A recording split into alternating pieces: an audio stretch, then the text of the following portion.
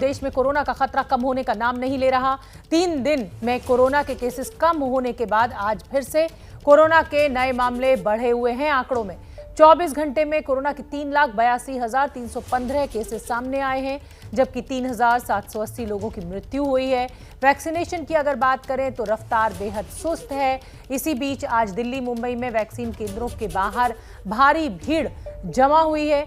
BMC को बीती रात 1 लाख वैक्सीन मिली, जिसकी वजह से आज लोगों को वैक्सीन लगाई जा रही है। मध्य प्रदेश की अगर बात करें तो वहां आज से 18+ लोगों के वैक्सीनेशन का काम शुरू हो चुका है।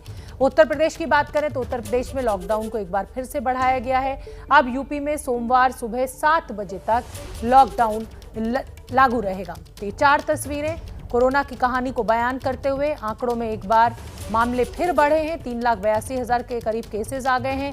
दिल्ली, मुंबई में वैक्सीन के लिए लंबी लंबी कतारें देखने को मिल रही हैं। कमी की खबरें भी आ रही हैं। मध्य प्रदेश में 18+ का वैक्सीनेशन आज से शुरू हो गया है और उत्तर प्रदेश में लॉकडाउन को फिर बढ़ाया गया है। अब सोमवार सुबह 7 बजे तक ये लॉकडाउन रहेगा उत्तर प्रदेश में। उत्तर प्रदेश में स्थिति बेहद गंभीर है। मामले जो हैं कोरोना के वो लगातार बढ़ रहे हैं। किसी दिन कम भी आते हैं, लेकिन फिर वो आंकड़े बढ़े हुए नजर आ रहे हैं आज 3 दिन के बाद। हमारे साथ मेहमानों का एक बड़ा पैनल जुड़ रहा है। डॉक्टर संजय रॉय प्रोफेसर हैं एम्स में, डॉक्टर गौतम भंसाली फिजिशियन है बॉम्बे हॉस्पिटल में। मैं डॉक्टर संजय आपका रुख करना चाहूँगी। जिस तेज़ी के साथ ये मामले बढ़ रहे हैं, इंफ्रास्ट्रक्चर की कमी देखने को मिल रही है, ऐसा क्या कुछ करें कि जो मरीज़ अपने घरों पर हैं वो अपना अच्छा ध्यान रख सकें और कोरोना को हरा सकें? देखिए, जैसा आपने कहा, और रियली इस समय देश जो है बहुत ही बुरे दौर से गुजर रहा है। इस स्थिति की किसी ने कल्पना नहीं की थी। कोई नहीं कर सकता था कल्पना। और जो ये बताते हैं कि उन्होंने पहले से कहा था, वह उसका कोई बेसिस नहीं है। जिस तरीके से केसेस बढ़ रहे हैं, अभी कभी 1-2 दिन घटने को हम घटना और ये नहीं करते, कई कारण उसके होते हैं। हमारी इस समय टॉप प्रायोरिटी होनी चाहिए, जो भी लोग, जितने केसेस रिपोर्ट हो रहे हैं, जो भी लोग उस इन्फेक्ट हो रहे हैं, उनको बेस्ट पॉसिबल ट्रीटमेंट, जिसको अगर हॉस्पिटल ट्रीटमेंट की ज़रूरत है तो हॉस्पिटल में, जिसको घर केयर पे कर सकते हैं होम पे, उनको होम आइसोलेशन करके उनको केयर प्रदान करना, और दूसरी होनी चाहिए केसेस कम करना। ये 2 प्रायोरिटी हमें जो है बिल्कुल युद्ध स्तर पे इसको करना पड़ेगा, जैसे वार फुटिंग बेसिस पे की जाती है, तभी इस पे शायद कंट्रोल होगा। देखिए कैसे हाहाकार मचा हुआ है। कहीं ऑक्सीजन की कमी है, कहीं ड्रग की कमी है, कहीं बेड्स नहीं मिल पा रहे हैं, और इसलिए करना पड़ेगा। अभी आपने बताया, मैं सुन रहा था कि मुंबई में लाइन लगी हुई है वैक्सीन लेने के लिए। अगर आज मैं किसी को वैक्सीन देता हूं तो उसका प्रोटेक्शन जो है 1.5 महीने बाद मिलता है मिनिमम। 4 हफ्ते बाद सेकेंड डोज देते हैं, उसके बाद 2 हफ्ते बाद प्रोटेक्शन हम ये एक्सपेक्ट करते हैं। नेक्स्ट 15 डेज हमारी प्रायोरिटी वो नहीं होनी चाहिए वैक्सीन देना। नेक्स्ट 15 डेज कम होनी चाहिए। वैक्सीन लेने के लिए लोग इस तरीके से लाइन में आएंगे तो उनको भी इन्फेक्शन होने का खतरा रहेगा, क्योंकि जिस तरीके से फैला हुआ है ये वायरस, जो आप पॉजिटिविटी रेट देख लीजिए जिस तरीके से हाई है, जैसे ये इन्वायरमेंट में है, कहीं भी अगर भीड़ होती है या लोगों का आपस में इंटरेक्शन होता है तो वह चांसेस हैं कि वो इन्फेक्ट होंगे। और इसीलिए शायद वैक्सीनेशन सेंटर के बाद लोगों को कि मैं वैक्सीन लेके आया, 4 दिन बाद 5 दिन बाद बड़ी बात हो गया, ये हो रहा है जो बाद में कोविड है। बिल्कुल बड़ी बात आप कह रहे हैं डॉक्टर संजय, और वो बड़ी बात ये कि देखिए वैक्सीनेशन के लिए आप भीड़ ना लगाएं। वैक्सीनेशन कोई आपको इमीडिएट प्रोटेक्शन नहीं देगा, उसमें भी आपको 1.5 महीने लगेगा। डॉक्टर गौतम भंसाली फिजिशियन है बॉम्बे हॉस्पिटल से हमारे साथ जुड़ रहे हैं मुंबई से। डॉक्टर गौतम, जिस तरीके की बात डॉक्टर संजय भी कह रहे हैं, वैक्सीनेशन सेंटर्स के बाहर भीड़ देखने को मिल रही है, ऐसे में क्या संदेश आप देना चाहेंगे कि अभी कोरोना से लड़ना है तो अभी फिलहाल मास्क लगाकर घर में ही रहें, सोशल डिस्टेंसिंग करें, और जब आपका नंबर आए तो धीरे धीरे आप वहां कतारों में पहुंचे, भीड़ ना लगाएं? डेफिनेटली साहब, जितना ज्यादा आप कतार में खड़े रहेंगे, जितनी ज्यादा आप भीड़ में खड़े रहेंगे, आपको बहुत हाई चांस है कि आप कोविड इन्फेक्शन वहां से लेके जाएंगे। सो मेरा सबसे रिक्वेस्ट है, हम लोग बार बार अपील कर रहे हैं, इसलिए हम लोग बोल रहे हैं आप रजिस्टर्ड करवा करके फिर ही जब आपका स्लॉट टाइम है, जब आपका नंबर है, उसी वक्त आपको जाना है। लंबी लाइन में खड़े रहना या वैक्सीन लग गया तो आपको इमीडिएटली प्रोटेक्शन मिल गया, ऐसा नहीं है। डबल शॉट वैक्सीन लगने के बाद में भी लोगों को इन्फेक्शन हुए हैं। प्लस अभी काफी लोग ऐसे हो रहे हैं जो बोलते हैं कि हम लोग वैक्सीन लेने के लिए गए थे, तो उसके 1-2 दिन बाद में बुखार आ रहा, हमारा कोविड पॉजिटिव आया। वैक्सीन की वजह से कोविड पॉजिटिव नहीं आया। वहां जो भीड़ में आप गए, बाहर लोगों से मिले, प्लस आप लापरवाह हो गए कि मैंने आज वैक्सीन लगा दिया, अब मेरा प्रोटेक्शन हो गया। No, this is completely wrong. Vaccine लेते ही आप प्रोटेक्शन नहीं है, इसलिए बार बार हम लोग सलाह दे रहे हैं। वैक्सीन की थोड़ी सी शॉर्टेज है, गवर्नमेंट अपने लेवल पे कोशिश कर रही है, कंपनियां अपने लेवल पे कोशिश कर रही है, और मुझे लगता है हफ्ते भर 10 दिन में स्थिति बहुत ही अच्छी हो जाएगी। वैक्सीनेशन सबको मिलेगा, इसलिए जल्दबाजी हड़बड़ी में हर आदमी पहले दिन लेना चाहता है, ऐसा नहीं करना है। वैक्सीन हमारे प्रोटेक्शन के लिए आया है, लेकिन हमको सही प्रॉपर गाइडलाइन का पालन करके ही वैक्सीन लेना है। वहां पे भीड़ बिल्कुल नहीं लगानी, भीड़ लगाएंगे आप इन्फेक्शन लेके आएंगे। बिल्कुल डॉक्टर गौतम, संयम रखने की बहुत जरूरत है। डॉक्टर संजय, अब मेरा सवाल जो है, देखिए कोविड को लेकर किस तरीके से मरीजों का ध्यान रखना है, ऑक्सीजन कब लेनी है, स्टेरॉइड्स कब लेने हैं, कब आपको अस्पताल जाना है, इस पर हमने बहुत कार्यक्रम किए हैं। जो एक बड़ी समस्या आ रही है इस समय, इस मुसीबत के समय में, आप रोज सुबह उठिए, कोई आपके अपने की मृत्यु हो जाती है या किसी आपके अपने की मृत्यु हो जाती है, तो एक नेगेटिविटी फैली हुई है। ऐसे में जिन लोगों को कोविड नहीं है, जो घर पर हैं, वो अपना ध्यान कैसे रखें, अपने को पॉजिटिव कैसे रखें, ये मैं चाहती हूं कि आप मेरे दर्शकों के साथ आज शेयर करें।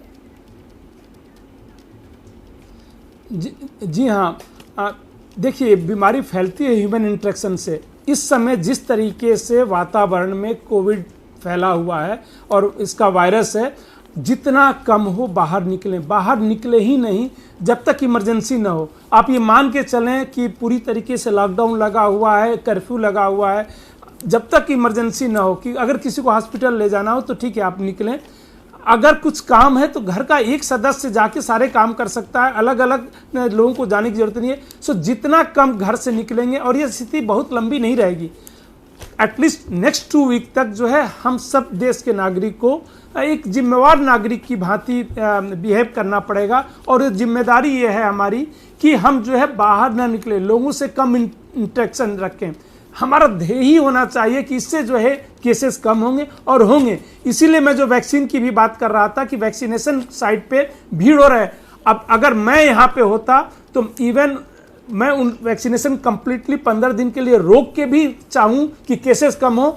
उन लोगों को जो 3.5 लाख लोग, 70,000 वैक्सीनेशन साइट है हमारे पास, मिनिमम 5 लोग हैं, उन 3.5 लाख लोगों को मैं इस पे लगाऊंगा आपके केयर सपोर्ट देने के लिए। हर जगह ह्यूमन रिसोर्सेज की क्राइसिस है, हॉस्पिटल में लोग नहीं मिल पा रहे हैं जो केयर कर पाए। डेली ये रिपोर्ट्स आती हैं। नेक्स्ट 15 डेज ये प्रायोरिटी होनी चाहिए कि उनको हम ये करें कि सारे लोग ध्यान केंद्रित करें लोगों को बेहतर सुविधा देने में, और एज ए पब्लिक हम करें कि बाहर निकले ही नहीं। ये दोनों काम अगर हम करेंगे तो शायद जल्दी से इस पे काबू पा सकते हैं।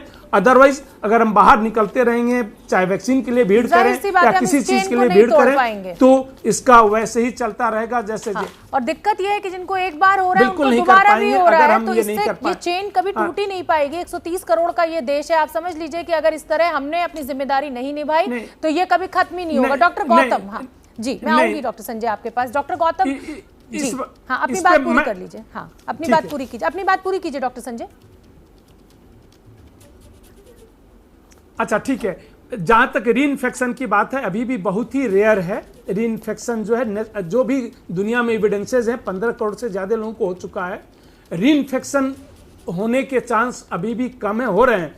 ये जनवरी के बाद से ज्यादा हो रहे हैं, मैं उस पर डिस्कस नहीं कर रहा हूं। क्यों? उसके पहले पूरी दुनिया में करीब 8-9 करोड़ में री इन्फेक्शन के जो है 40-50 केस ही डॉक्यूमेंटेड थे, और वो भी दूसरे स्ट्रेन से थे। मैं अभी उस पर डिस्कस नहीं कर रहा हूं, बट अभी भी जो है जो भी ग्लोबल एविडेंस है और काफी पब्लिकेशन आ चुके हैं, नेचुरल इन्फेक्शन बेटर प्रोटेक्शन देता है और लंबे ड्यूरेशन तक प्रोटेक्शन देता है।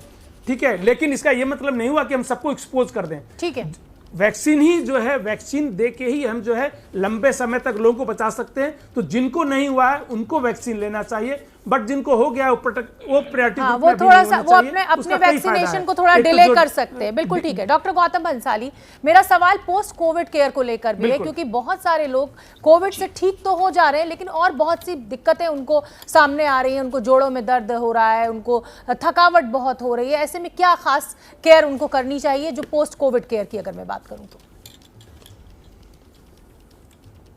जी, आपने बहुत ही वैलिड क्वेश्चन पूछा। जब भी पेशेंट हमारा कोविड का डिस्चार्ज होता है तो उसका पहला सवाल ये होता है, सर हमको अभी क्या प्रिकॉशन रखना है। हम कई बार बोलते हैं कि अगर पहले प्रिकॉशन रखता तो शायद यहाँ आने की जरूरत नहीं पड़ती। बट एनीवे डिस्चार्ज के टाइम में क्योंकि आपका लंग्स इतना स्टिफ हो जाता है कई बार, और plus because of Covid pneumonia infection होने लगता है लंग्स का, इसके लिए सबसे ज्यादा जरूरी है एक तो भरपूर मात्रा में आपको पानी पीना है।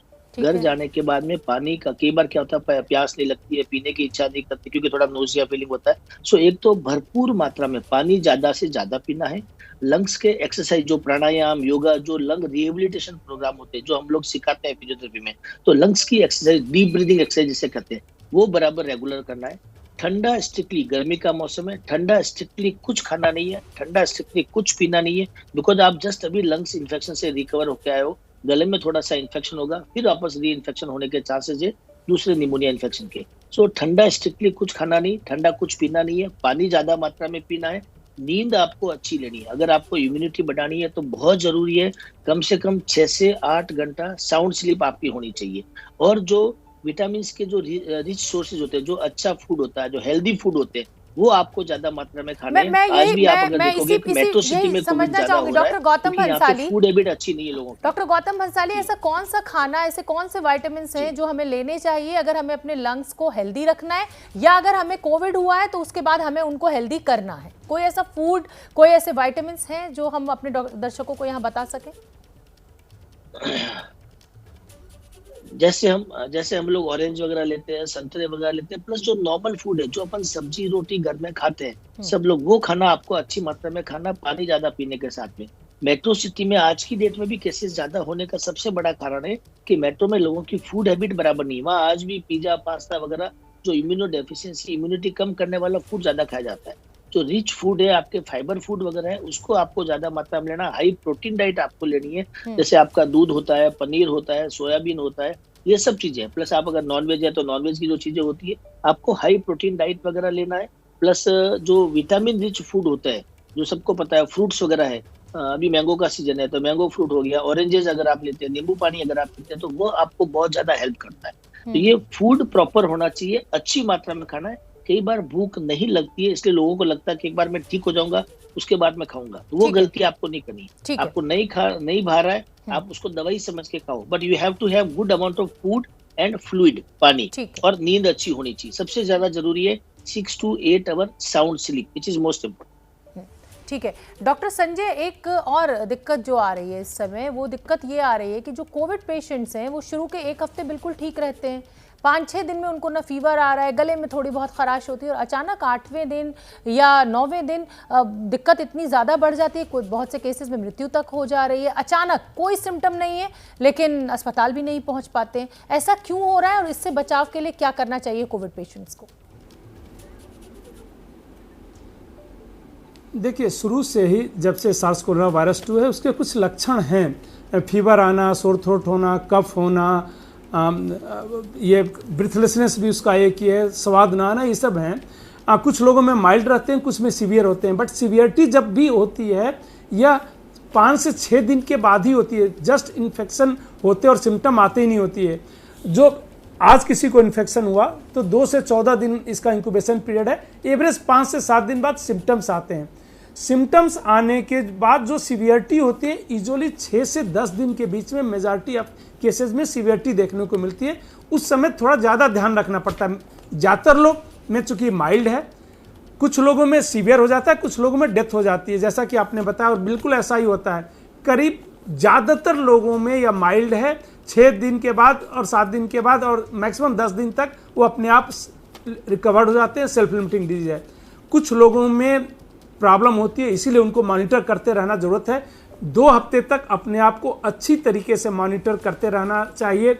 ऑक्सीजन को, ब्रीथलेसनेस, मान लीजिए ऑक्सीमीटर नहीं है तो आप ब्रीदिंग काउंट देख सकते हैं। अगर सांस, एडल्ट में सांस लेने की रफ्तार जो है 24 या उससे ज़्यादा हो रही है, एक नॉर्मल आदमी का हम मानते हैं कि 16 से 18, 20 तक रहता है पर मिनट में, 1 मिनट में सांस लेता है। अगर ये सब लक्षण आते हैं दैट मीन्स कि आपका फेफड़े में सांस लेने में जो है प्रॉब्लम हो रही है, कंप्रोमाइज हो रहा है। इसमें क्या होता है, हमारे कोविड में हैप्पी हाइपोक्सिया जिसको बोलते हैं, कि आपकी फेफड़े जो है कंप्रोमाइज हैं, सांस उतना नहीं ले पा रहे हैं, ऑक्सीजन सैचुरेशन धीरे धीरे घटता जा रहा है, बट आपको पता नहीं चलता है।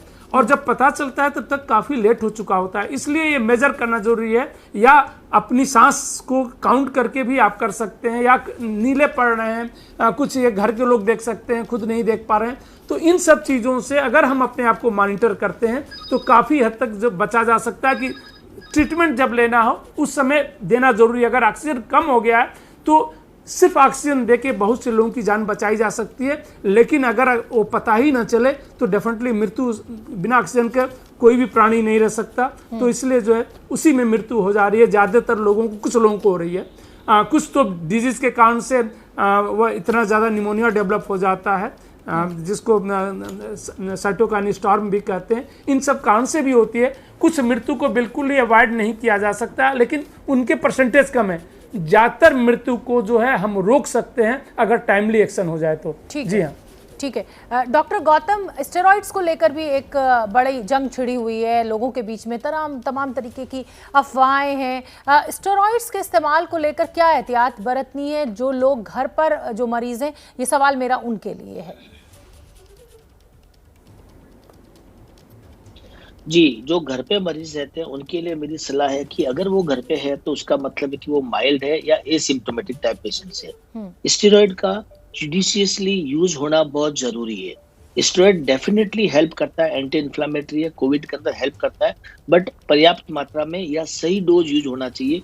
ओवर यूज जो स्टेरॉइड यूज करते हैं उसमें हमको बाद में बहुत तकलीफ आती है। बाद में मतलब सेकंड वीक और third week of Covid infection में पेशेंट का इम्यूनिटी कम होता है, सुपर एडेड बैक्टीरियल इन्फेक्शन बहुत हो जाता है, फंगल इन्फेक्शन बैठने लगता है। काफी जगह हमारे पास जब पेशेंट रेफर होकर आते हैं तो हम देखते हैं कि उसमें स्टेरॉइड जो सॉल्यूमेडोल 125-250 मिलीग्राम दिन में 3-3 4 बार जा रहा है, इसकी जरूरत बिल्कुल भी नहीं है। स्टेरॉइड का जुडिशियसली यूज जो क्लिनिकल जजमेंट होता है, क्लिनिशियन के ऊपर होता है, वो प्रॉपर मात्रा में, कम मात्रा में यूज करना चाहिए। दूसरा, जो घर बैठे मरीज है, आजकल काफी है एक थोड़ा, आई एम सॉरी टू से, बट गलत प्रैक्टिस चल गया है कि डॉक्टर्स लोग घर बैठे बैठे स्टेरॉइड लिख देते हैं, जिसका यूज नहीं करना चाहिए।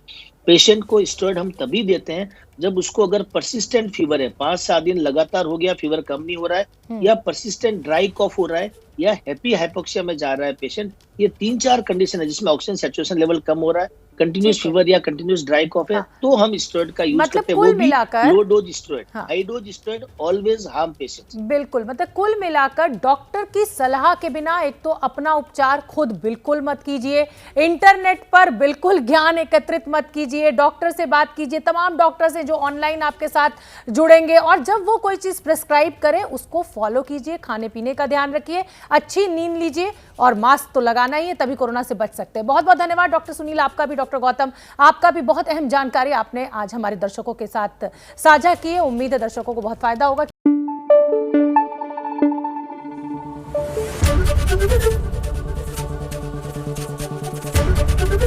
एबीपी न्यूज आपको रखे आगे।